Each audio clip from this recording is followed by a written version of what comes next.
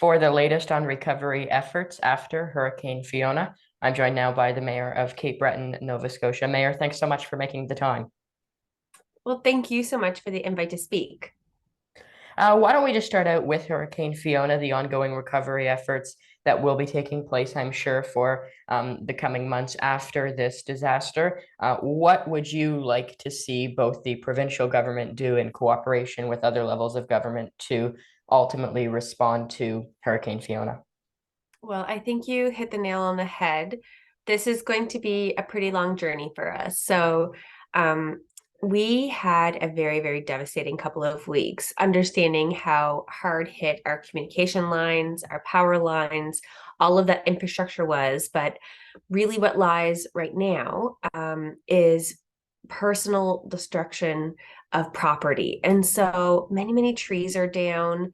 And when I say trees, I'm not talking about little skinny maples here. These are really old 100+ year old poplars on personal property. And so for those who are listening, I'd like to paint a bit of a picture. So Cape Breton Regional Municipality, we're a big municipality, but we're also unfortunately home to some of the highest rates of poverty in Nova Scotia and the Atlantic provinces.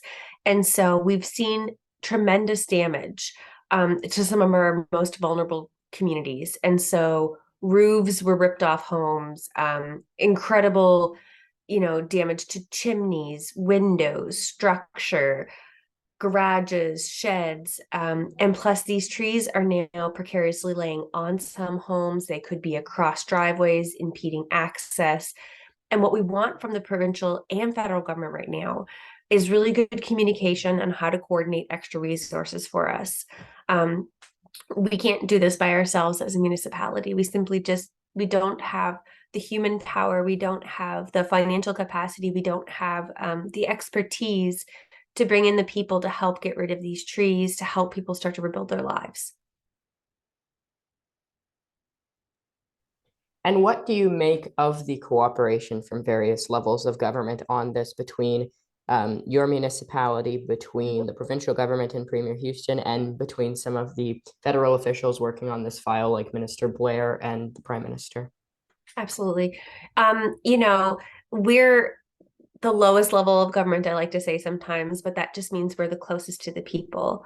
And so I feel like municipal elected officials, we're kind of the heartbeat of politics. And then we help pump that blood, I guess you could say, if you're looking at it like a body, to the federal and provincial governments. We let them know what's needed. We're the indicator of where there is suffering and hurt. And so really the relationship is we don't have a lot of authority, power, or resources, but we tell the people who need to know what has to happen. In these situations, sometimes time is bizarre. It feels like, last week didn't even happen. It was a blur. But you want things to happen as quickly as possible. And I think that's where my frustration lies sometimes. We're on the ground every single day as elected folks here at the municipal level, and we're telling both the federal and provincial levels of government what we need to get through this disaster. And sometimes it feels like it doesn't happen as fast as we would like it to happen. But that's why we're here. We're very persistent and we're very loud, and this is how stuff gets done. And I'm sure there might not be an exact figure for this, or maybe there is, I'm not sure. But when looking at the damages caused by Fiona, what has been done to municipalities like Cape Breton, and what needs to be done moving forward to adequately respond to the damages? Right. So in terms of assessing a dollar amount of the damages, it's still such early days, we couldn't possibly do that. Um, but it is deep and it is painful. It's going to take a very, very long time. Unfortunately, our municipality has been through another similar event in 2016 with some very extreme flooding. But with that flooding, we saw it limited to more just a couple of pockets in the community, whereas this storm was widespread. It left no stone unturned, and that amount is going to be huge.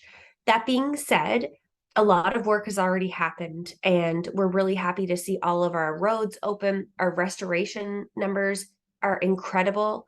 Um, But we need investment for the future. We need investment into things like enhancing our community centers, ensuring there are generators and emergency food pantries and emergency supplies and resource pantries in very strategic locations across our municipality.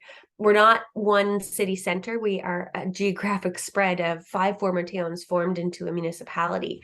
And so I'll be looking to my federal and provincial colleagues to help create that type of program. We need an emergency response team. So at the municipality, we have one EMO manager. We have a population of just shy of 100,000 people. We need an emergency response team.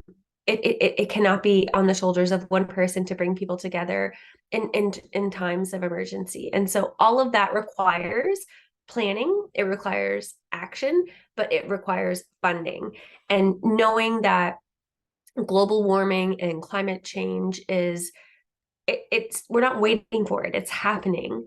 This needs to be part of our adaptation planning across the board, and not just in Cape Breton Regional Municipality. We have 5 First Nations and 5 municipal units on this island. We're an island with a lake in the middle. We need attention and we need support to prepare for the effects of climate change.